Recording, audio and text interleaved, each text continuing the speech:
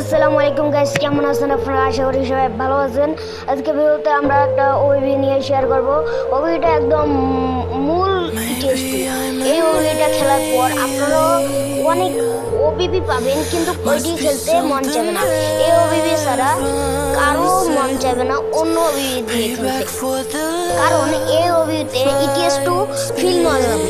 আর এই ওবিবিটা সে লেভেলের ভাই, সে লেভেলের ইটিএস2 ইরো টাইমস 2 গেমটা যে খেলতে চাও কিন্তু তার কাছে পিসি নেই, তারা এই গেমটা খেলতে পারো।